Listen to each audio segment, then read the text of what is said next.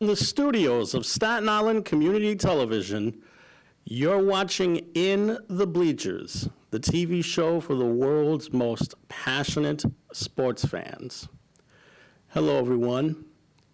I'm that guy that decided to take a 6-month hiatus off from doing my show because he just wanted to get his sleep in, also known as Jaime Hixson. And we're hoping that Hector Bosa can call us in at any moment. And speaking of any moment, the Mets are about to start. The Yankees already started against the Blue Jays. There's Monday Night Football taking place tonight, so there's a really busy Monday night to discuss. And I just got the call from Kenny, who's on the other side of the glass, that Hector is on the other side. Are you there, Hector? Yeah. There you go. Just bring up his volume a little bit more. Okay, much better. How you doing? Can you hear me? Right now, much better. It's good to be back on the air. Yes, it is. And there's a lot of things to talk about. and I don't know if a lot of it is bad or if a lot of it is good or it's 50-50, considering what you're planning to talk about. Where do we even begin? Well, I have an idea, if you don't mind, because let's start off with the bad, for instance, because people always like to start off with the good. And that is, in politics, are starting to blend in more and more and more. Even though there's a lot of people out there that don't want sports and politics together, right? Right. Because they want to forget. And I understand that part. But the only way to get people open and woke, as people like to say now, is if you do something drastic. Now, Colin Kaepernick put the knee down 4 years ago, and now they're starting to go, okay, let's all put our knees down. Right. And the president's not saying anything now. Before he said, get them the hell out of here, fire. And they wanted to penalize them, and so on and so on and so on. And people say they should not be on sports. It's disrespectful.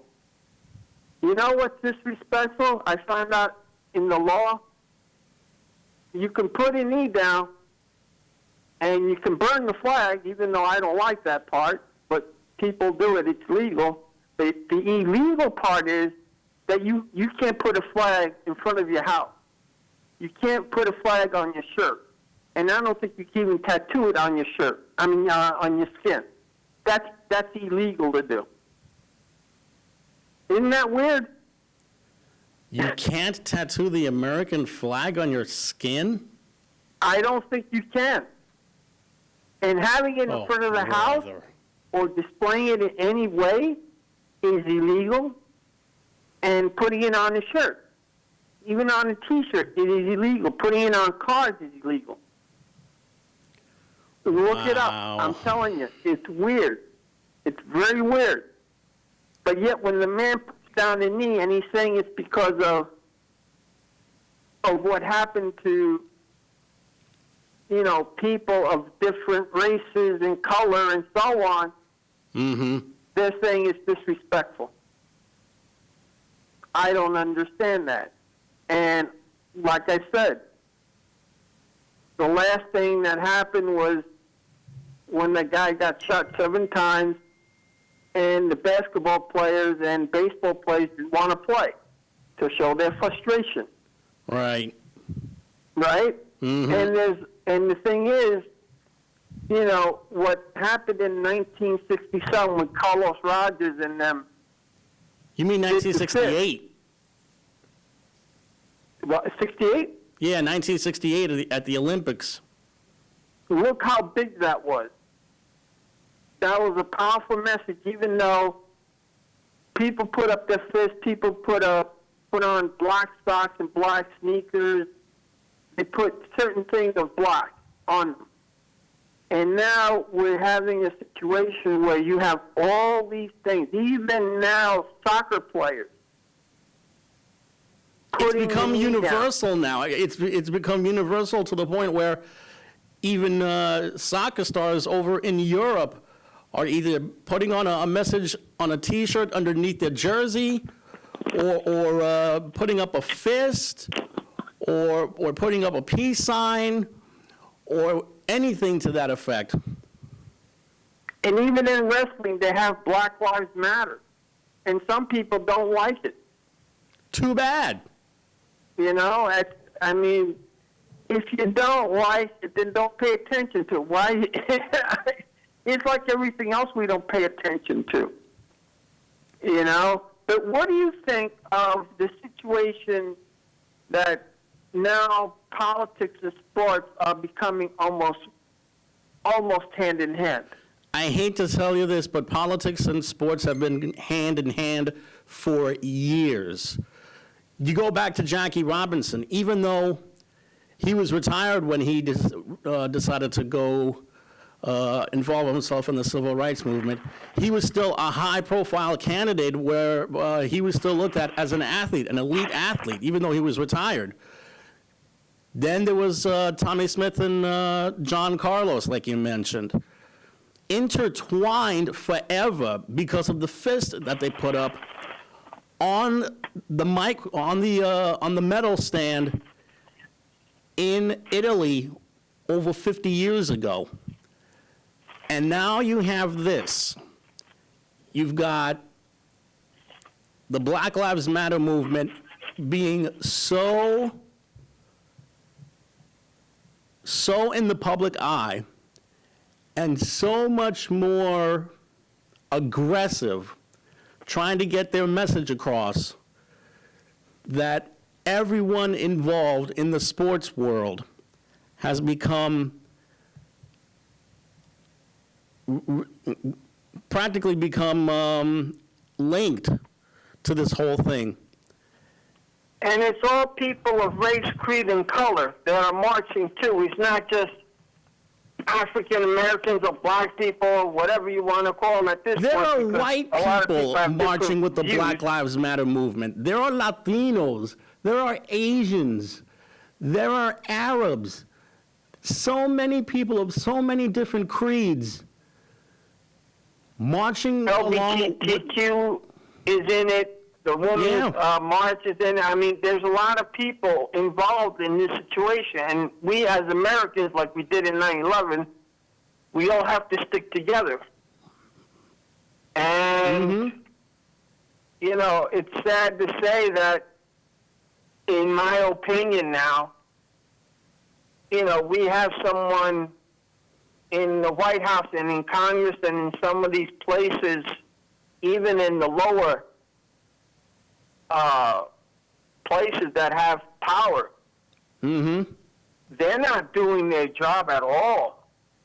And we just got to get rid of them and change them until we hit it, we get it right. Whoever it may be, whether it's the Democratic side or Republican side, if they've been there, I mean, it's amazing what people think. They think Donald Trump walks on water the way people look at him because he can do no wrong. But in all honesty, I mean, it's starting to get rough where you can't even enjoy a baseball game. Yeah, it's gotten to the point where or a basketball game. Yeah. Because you want, you know, that's your little relief, but you're seeing it in person, and you're like, oh, my God, this is, again, right in front of my face. And sometimes you need that, though. Yeah. Even though you don't want, even though we've spoken to people that don't think that politics and sports should be together. And supposedly religion and government are not supposed to be there together, but somehow it is in some shape or form. But I mean, I would love to talk about Saquon Barkley out for the season with an ACL. Just You when you know? thought that, just when And- you thought things could not get any worse for the Giants, their number one star, their most marketable player, tears his ACL and is now out for the season. And just earlier today, the Giants already started looking for running backs. They already worked out the former Falcon, Devontae Freeman. And they're also, they may be looking in-house just to find a starter. I mean, it's a shame. It's a shame that these players. I mean, how many weeks are they playing? They're still playing the full 18, right? They're playing a full 17-week season, 16 games. And it's a shame that in the second week of the season, they're getting the Jets lost last week. The Jets lost one of their best running backs, even though Gacy doesn't like him. And I'm telling you, if Gacy don't win this year, he's gone. He's already on the firing line. He's not here next year no more. He's already on the firing line. I mean, it's 2 weeks to start the season, and it's 2 blowout losses. And yesterday, I know it was the 49ers, and they're the defending NFC champions. And the 49ers, they lost some guys, too. Unfortunately, Jimmy Garoppolo sprained his ankle, so he's going to be out about 4 weeks. And also, Nick Bosa, if I'm not mistaken, I think he also suffered a knee injury of his own, and he's going to be out for a while. But can you just try to put up some kind of a fight against a team like this? I mean, 31-13 wasn't even that close. It got to I the mean, point- so far, the worst teams that you have out there so far is the Dallas Cowboys, which they made that great comeback, but they still lost. Yeah. And one person said that as long as Jerry Jones is still there, they're never going to win the Super Bowl because he likes to step on coaches' authority. He and James Dolan have one thing in common. As long as they're overshadowing their clubs, they're never going to win anything, which is saying something considering that Jerry Jones produced 3 titles in the early 90s. Not only that, but It's a shame. Things of that nature. at least give the Cowboys credit on one thing. They were down big in this game. They were down about 20 points, but somehow they were able to come from behind and get the victory. So at least they were able to have a little something to build on going into next week. Now, if you wanted to be entertained, there was the 2 late games that took place. There was San Diego. There was the Los Angeles Chargers going up against Kansas City, and the Chargers were playing their first home game at the new SoFi Stadium, which looks gorgeous. I mean, this could be something that could bring the neighborhood of Inglewood together all of a sudden. But that was a terrific game. Patriots and Seahawks was another tremendous game that wound up taking place. And something tells me that the Patriots may have finally moved on from Tom Brady, because even though they wound up losing yesterday, Cameron Newton is showing not only is he back at full strength, but he could still play, and also the Patriots look like they have not missed a beat now that Brady is in Tampa. Oh, and speaking of Brady, he wound up winning his first game as a Buccaneer just yesterday. And also Indianapolis wound up breaking even. They wound up beating Minnesota. New Orleans tonight is going to play the Raiders, and it's the Raiders' very first home game in Las Vegas. And it's going to be at their brand new. Now let me ask you, Their brand new stadium. how many games will it take for them to fire Gacy? He should have been fired after last season, to be honest with you. But Now You that think he's they'll still give him here, 5 games and he's out? 7 games and he's out? I'd give him half the season.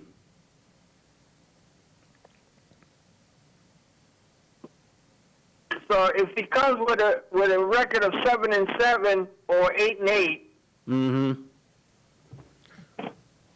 or they make that comeback for him like they did last year, because that's all they did. They made just a big comeback for the son of a gun, Yeah.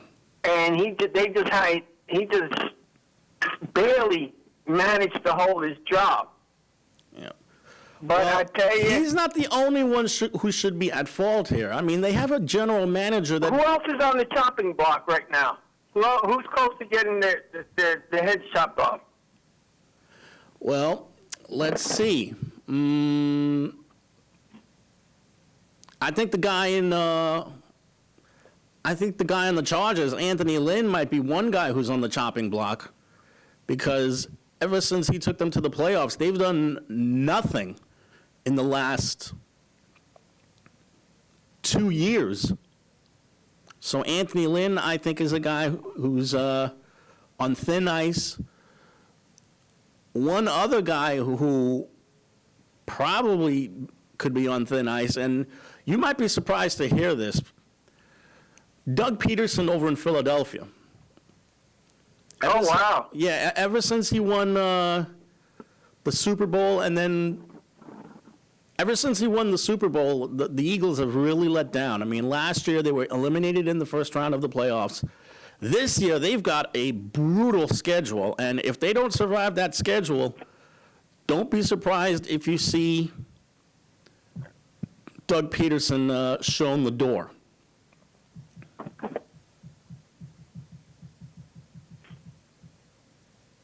As far as who else is going to be on the chopping block, the guy in Atlanta, Dan Quinn, might be one guy who's going to be in trouble. But are their teams good? Is it because of the coach's fault, or is it because the coach is bad, or is it because the team is bad and the coach happens to be at the wrong place at the wrong time? The Falcons have weapons offensively. They've got Matt Ryan, they've got Julio Jones, and they also have Calvin Freeman at receiver. But the defense stinks. I mean, just yesterday they wound up getting shredded for 40 points. And the week before that, they wound up getting handed their heads in their season opening game. If Dan Quinn doesn't right the ship quickly, I think he's going to be gone by the end of the year.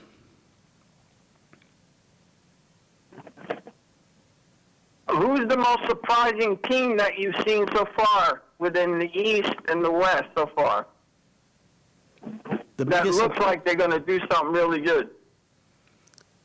Well, it's hard to judge after just 2 games because you've got teams that are 2-0, 1-1, 0-2. You can't really make that statement after just 2 games.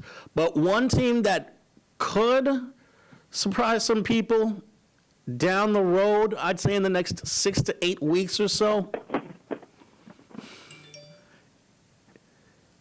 it might be Indianapolis, because now that they have Phillip Rivers at the quarterback spot, and they also have that kid running back, something tells me that the Colts might surprise some people and maybe challenge for the South Division.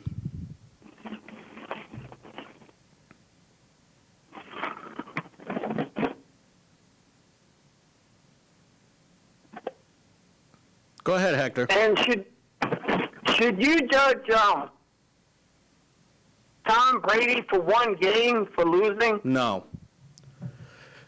Because everybody's making a big stink now. All of a sudden, oh my goodness, he doesn't have it no more. It's only 1 game. I mean, how many games do you give him before you go, you know what? they made a bad decision signing this guy. Give him the whole season. Give him the whole season, and you have to understand, he's only had 2 games so far, and yesterday was a big, big victory for them, beating Carolina. But I'd give him the whole season, and not only that, but he's got such a strong core around him. I mean, he's got good receivers. The defense is much better. Keep in mind, he's also working with Rob Gronkowski again. So he's got a main target to throw to. So I would say Tampa could probably get themselves 10 or 11 games on the win column. Now, do you think Tom Brady asked Don Gronkowski to come out of retirement for him? I wouldn't be surprised if he did. I mean, he knew that Gronk was still an elite athlete, even after 9 years in the league. But now, or do you think he didn't want to play for Belichick anymore? I think it's just the fact that, well, Gronkowski, when he decided to retire, he really thought that he was through. I mean, he didn't want to have to put up with all of the injuries anymore, and he just wanted to ride off into the sunset. But somebody, whether it was Brady or someone else, really convinced him that he still had a little bit left. So my guess is that that certain someone who shall remain nameless, because we really don't know who the source is, was the one that convinced Gronkowski to come back for one more shot, one last shot. And I'm hearing Super Bowl hopes in Tampa's future. It's hard to think that way when you have a team like New Orleans that's running the NFC South the way they are. And also the NFC in general. Green Bay is going to be better. As a matter of fact, Green Bay is already taken 2 wins this season, so they look like they're at the cream of the crop right now. Green Bay, New Orleans. Jamie, do me a favor. Go down the line of the East. Who's in first? Who's in second? Who's in third so far? Do you know off the top of your head? Well, right now it's Dallas and Washington that are tied for the Eastern Division lead. Then after that, it's the Giants and Philly tied for the rear. Who's in second place so far? Right now it's Washington. Washington's in second place and Dallas has the lead.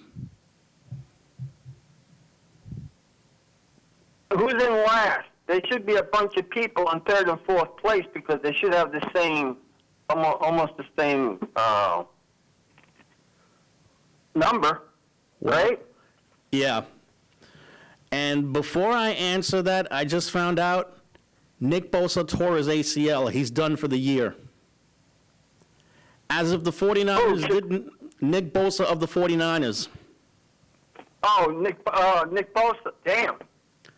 That's a hit for them. As if the 49ers didn't have enough injuries as it is.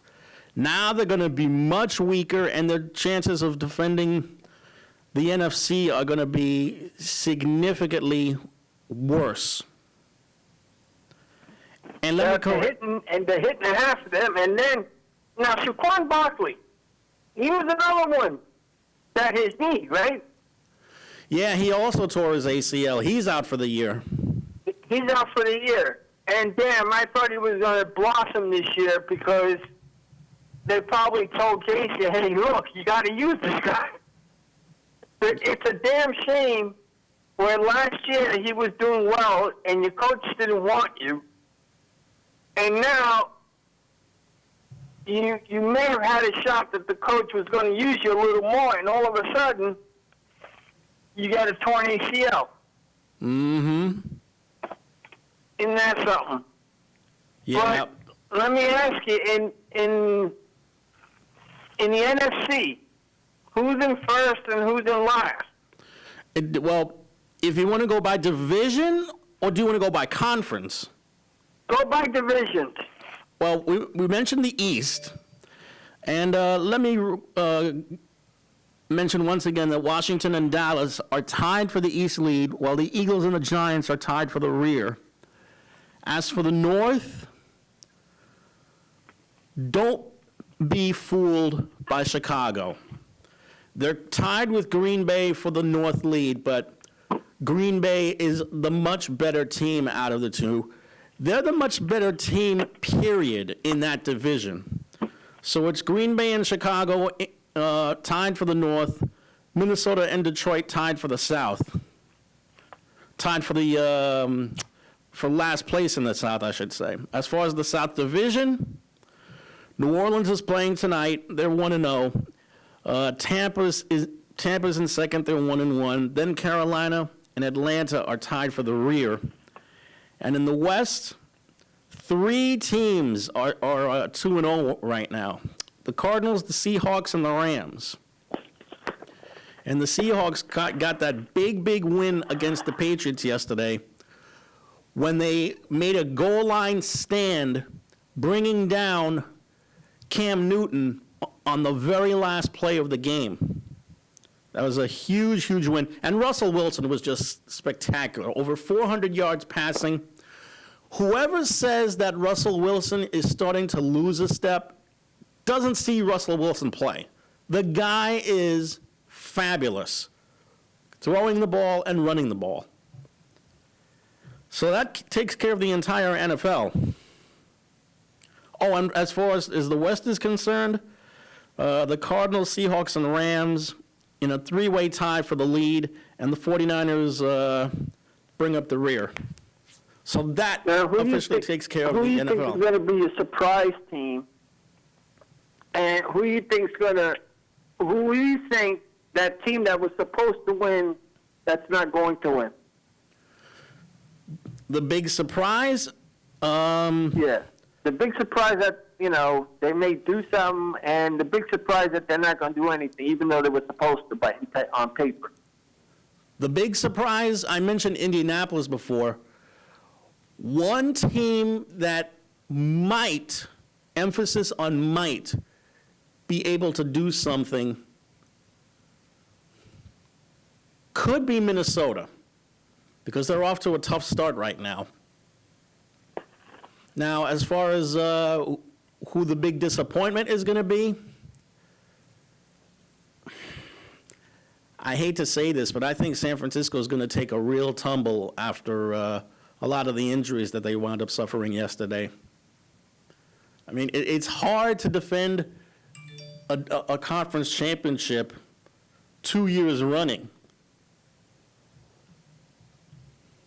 Not only that, but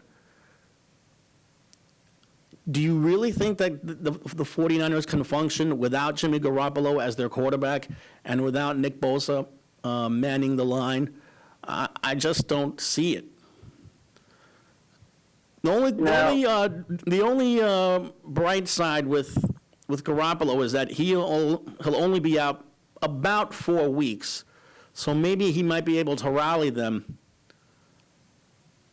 the last 3 quarters of the season. But let's see how this defense holds up. Now, if he was a coach, Kaepernick is out there, like the 49ers. They need a quarterback right now. By the way, Denver turned him down. He was with them before. Would you hire him even though that team would be more emphasized, because then they would say, okay, there would be more emphasis on him than on the game. And that's why I think some teams don't want him, because there's going to be more emphasis on them, and then there's going to be protests. Half the people don't want him to play, half the people want him to play. And those are the same people that are saying, we don't want politics, but they're doing it already. So now, did football lose their audience because of this more than what they were losing before? Because they were on a downhill in ratings. Yeah. Already. He would have to go someplace that really needs a quarterback, because I'm looking at the rosters at of all of the teams that are there right now, a lot of these guys are building with young quarterbacks. I mean, I know, but You I'm see what just going Sandy- by you- you- like the you see what, 49ers. They can use him. They could use him. They could use him. I mean, if you need a veteran quarterback, they're not going to bring him back. He's better than half the people that are on some of these football teams. He's they better just than a don't few want to bring guys, him but I'll in. tell you right now, San Francisco will never bring him back. They've been there and done that. Yeah. No, I know that. I'm just saying the other teams that may need a quarterback, they're not going to bring him in because of the so-called controversy that he brings, the emphasis, and instead of them emphasizing on the team, they would have to say, how has it been, Kaepernick, how's politics, and in that presence, you talk about the game. You don't talk about politics. If he's the quarterback, they're going to ask him more political questions than they will, I think, the football game. And then they're going to ask the teammate the same thing. Well, how does it feel to have him? Do you feel the weight of him being here? And so, that's another reason why I don't think he's been hired. And let me ask you another question, too.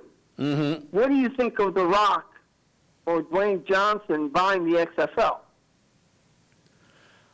It couldn't have gone into better hands than Dwayne Johnson. A former football player, too.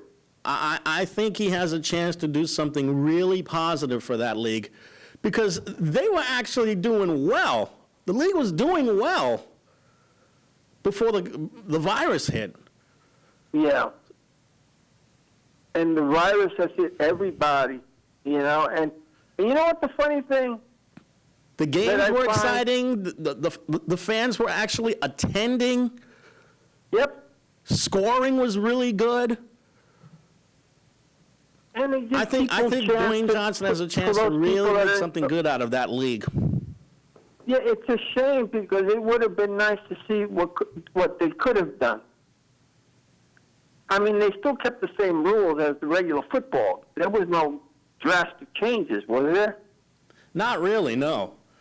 And I would kind of like to see some of the rules that were used in not just the XFL, but the Alliance of American Football brought over to the NFL. Try and juice things up a little bit. Yeah, I mean, some of the things that they tried to, when they first tried it, the wrestling, they tried to incorporate wrestling and football. And it was good to hear JR, Jim Ross. He was an excellent play-by-play guy. Yes, he was.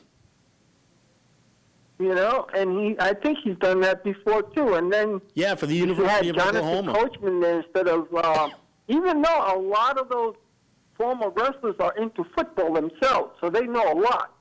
Some of them have They're a not football stupid. background. Mm-hmm. But when the first time they did it, I kind of liked it because it had its own, even though it didn't have no ratings at the time, but I liked it because it was different. He hate me, all the names, and so on. He Hate Me was the most popular player. Exactly. And he wound up getting himself a job in the NFL, played briefly with the Panthers and the Eagles. Yeah. And there was a lot of, I wish they could incorporate some of the things, but if it's the same rules and so on, it doesn't differentiate. You got to have something different, I think. And hopefully Dwayne Johnson, who played in the Canadian Football League and tried to play American football and played for, I think, Gainesville, was it? I know he played for the University of Miami. Right, University of Miami, right. And a lot of good people from University of Miami got out of that program. A lot of people. Miami has produced a plethora of great, great players. Not so sure about quarterbacks, though. Although the best quarterback to come out of Miami is in the Hall of Fame, Jim Kelly. Now, let me ask you something.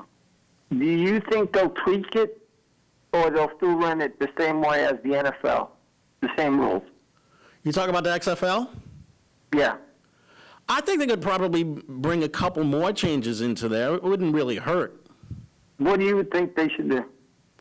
What should they do?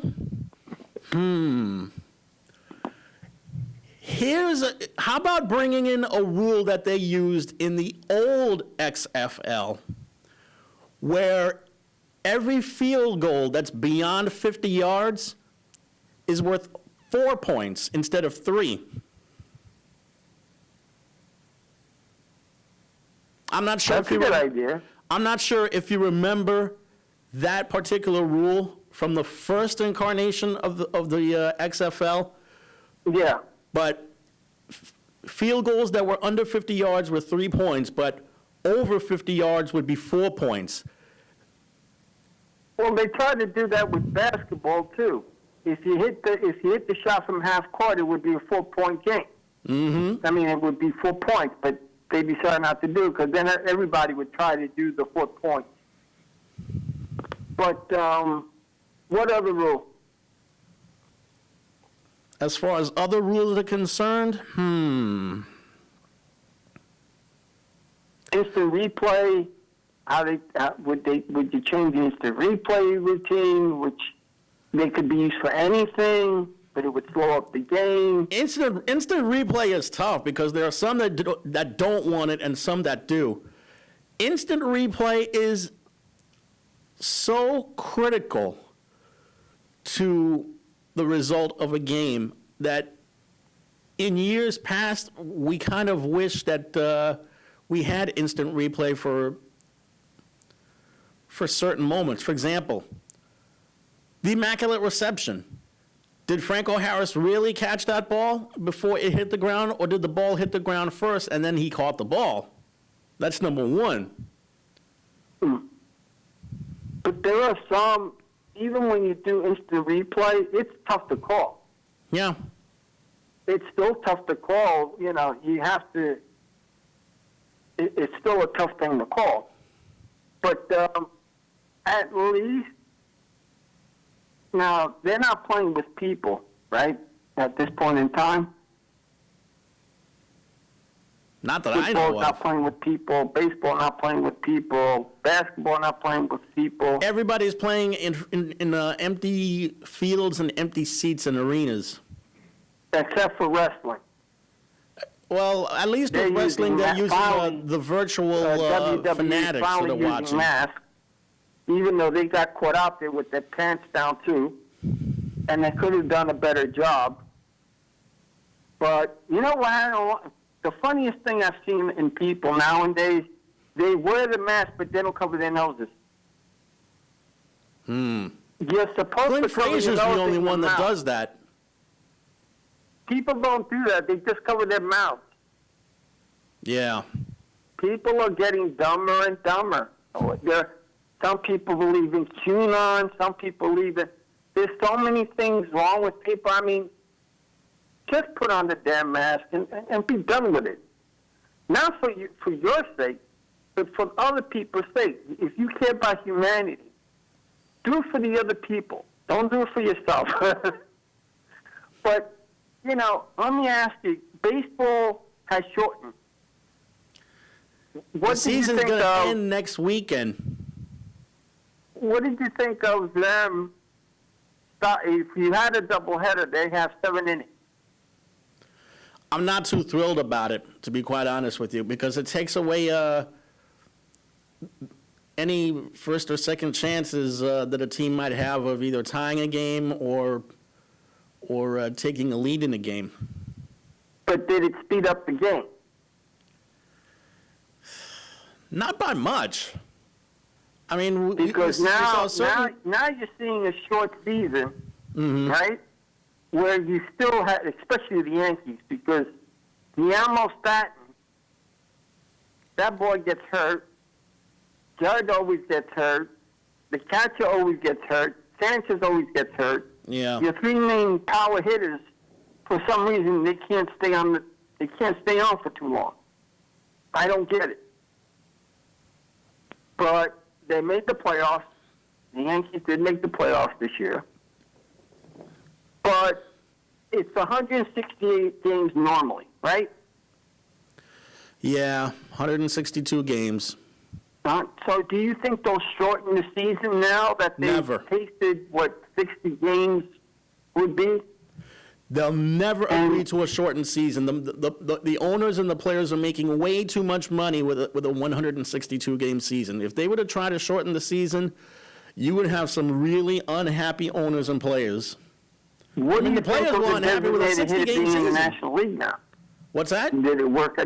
This year is the perfect year to find out if the DH works. Well, not Seems for to all be working teams. in the eyes of a lot of people. It's certainly working for me in the National League. That's for damn sure.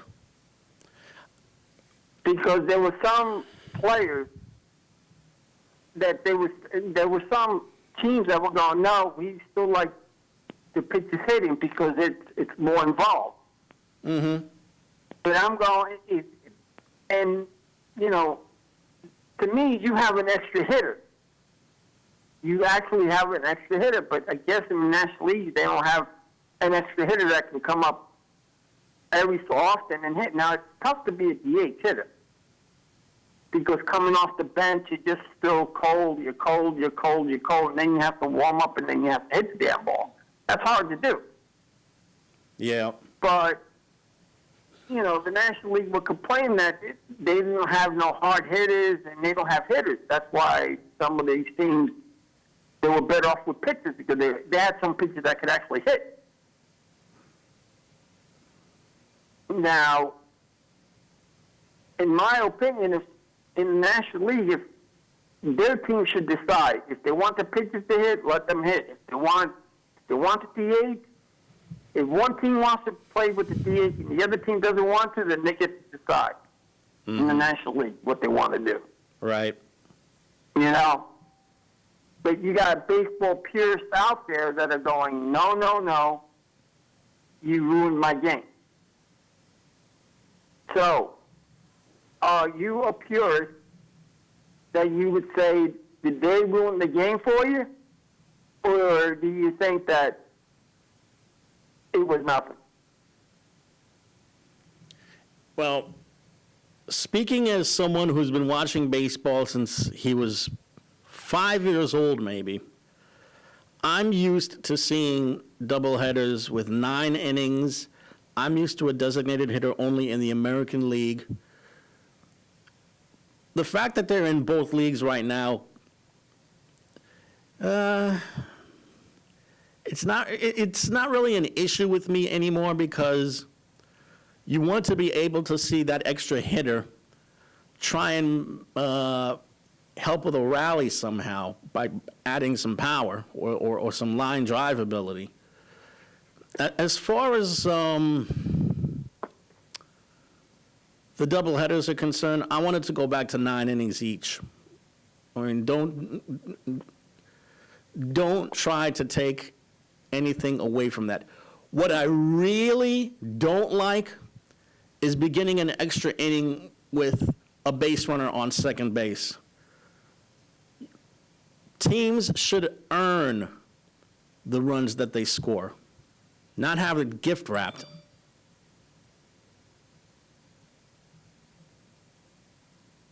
So you think it's damaged the league by having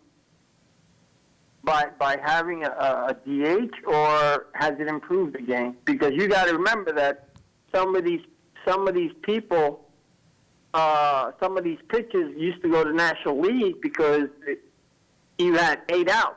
You knew the pitcher wasn't going to hit for you. Mm-hmm. That was one of the things that used to happen. You knew that you had, from 1 through 8 you had it, but 1 through 9, at least you knew you had somewhat of an automatic out. Mm-hmm. Now they have to be like the American League guys and really pitch. And now you have not a full 9 outs. But as far as whether it's damaged the National League, I don't know if it's damaged the National League. I think it's taken away the bunt play a little bit, because you used to have pitchers learn how to bunt. In fact, that was a rite of passage in the National League. Because even your number 8 hitter wasn't the greatest. It was always normally the catcher or the shortstop or the second base, because There were even certain pitchers who would bat 8th in the batting order because they were better than the number 9 hitter. yeah, that's true. I mean, I think the last pitcher that I seen actually play the outfield was Ron Guidry. He played center field one time. And I remember Jesse Orozco playing right field at one time. That was during that famous game against the Reds where the brawl took out between Eric Davis and Ray Knight. Yeah, I remember they actually did, and then they went back to pitching. They played the field for one out, and then they went back to pitching. Mm-hmm. They took out the pitcher. They put the pitcher in right field. They took out the other pitcher. And then they took the right fielder out, let's say. And then whenever they got the pitcher made whatever he had to do, then they took the pitcher from right field, put him back in the pitching, and then get somebody from the bench to play right field. Mm-hmm. I've seen that happen too, but it's just funny. And so the Yankees make the playoffs. Yeah. The Mets have new owners. What's that? The Mets have new ownership. Yeah, Stephen Cohen. Now, J-Lo and A-Rod, I know they don't like to give it to minorities a lot because there aren't that many minority owners out there for some strange reason, even though they got the dough. But what do you think? Because remember, Cohen actually tried to do it, and the ownership wanted 51%, and they wanted to give Cohen 49%. That's how the first deal was dropped dead. Mm-hmm. Now, all of a sudden, what made them change? What made them sell, you think? What made them sell probably was the fact that Mr. Cohen decided to come back in good faith and make one more offer, which he deemed was fair. That'd be my guess. I'm surprised because, the ownership, if they didn't sell it the first time to him, but again, it was a 51-49. They wanted to still claim ownership. Mm-hmm. So I don't know, is it now 51-49? He has full autonomy, or is it he has completely? Cohen is supposed to get full autonomy. Okay, so they don't own, the former owners don't own the team. Exactly. Or they have a part of the team still. My understanding is that Cohen is going to be the sole owner of the Mets. Okay. So how do you think he's going to do, and who is he going to get rid of? Well, let's see how this regular season. And when does he start? I think that they're supposed to get permission from all of the other owners in the league to let him be the guy now. So as soon as they get that permission, he's home free. Okay, let's say he's home free. Who does he keep? Who does he get rid of? Does he get rid of the coaching staff and the manager and the GM? Oh, I don't know about that. I mean, he just got there. I mean, it's hard to tell what he's going to be doing as soon as he touches down at Citi Field. I mean, I would like to think. If he's any good, he'll probably start from scratch because most people want their people in. Mm-hmm. It's like everything else.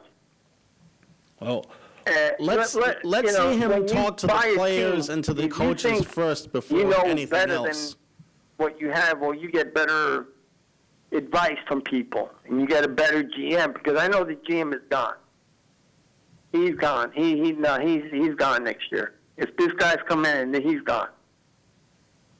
The coach, maybe. I'm not so sure that's You know? I'm not so sure that's going to happen though. I mean, Van Wagenen has only had about a year or two Nah, as the he's GM. gone. I don't know. I think he's gone because he hasn't done, unless the Mets management has held him on pins and needles, he has done not the greatest job. He wanted to win now, and he got rid of some damn good ball players in the minor leagues because he wanted to win now to keep his job. I don't think he's going to keep his job unless the guy goes, you know what, I wanted to make trades, but they didn't let me. Here's what I would have done if I could have had it. Because the former Mets owners, the Wilpons, were a piece of work. So they didn't know how to handle it. It's just like, right now, who's in the playoffs? You mean in the Major League Baseball playoffs? Yes, American League first. The Yankees, of course. There's First also, or wild card? as of right now, they're in as a wild card. Okay. It's the Yankees, Tampa, the Chicago White Sox, Oakland, and Minnesota that are the 5 teams out of 8 that have made the playoffs so far. Houston, Cleveland, and Toronto occupy the last 3 spots with a week to go, less than a week to go in the season. As far as the National League, the only 2 teams to make the playoffs in the National League are the Dodgers and the Padres. You want to talk about surprises? The biggest surprise this season has been San Diego. They have been a revelation, a real underdog story, if you will. I mean, they've got great hitting led by Fernando Tati and a pretty decent pitching staff to go with. Do you think it was because of the shortened season that they look good? It could be. I mean, Because a lot of people prospered from having a short season. mm-hmm. They ate it up. I mean, you would too. I mean, it's a short season. You were bound. It's just a shame that your best players had to get hurt. In such a short season for some teams. But that was your biggest surprise, San Diego. Yeah, major surprise. How about the Dodgers? The Dodgers have been the Dodgers. They continue to ride the wave of pitching that they have, specifically with Clayton Kershaw, and with an outstanding batting order that's got Corey Seager and so many other great hitters in that lineup. And of course, Mookie Betts probably has been their best player this season, the guy that wound up getting traded to the Dodgers by the Red Sox. And he has been basically the same player that Red Sox fans were used to seeing when he wore Now, in the National their League, uniform for many years. who do you think's going to go all the way, and who do you think is your surprise team to make it? In the National League, Yeah. right now, well, you want to know something? I would watch out for St. Louis. They're only 2 games over 500 right now, and they have that 6th spot in the National League. I would say St. Louis is going to be one team that would be a surprise. Now that you would pick the Dodgers to go all the way. I would definitely see them going all the way, especially with that batting order. And now that Betts is in the lineup, I think they could match up beautifully with any team that makes the playoffs How about the American League? this season. As far as the American League, look out for the White Sox, especially with their plethora of young players that they have. And, of course, Dallas Keuchel has been their best pitcher this season. And also, we mentioned before the plethora of young hitters that they have. Oakland is someone to be careful of. I think they're going to be dangerous. Yankees, do they have a shot? Or do they always have a shot? And they're hit and miss. They always have a shot.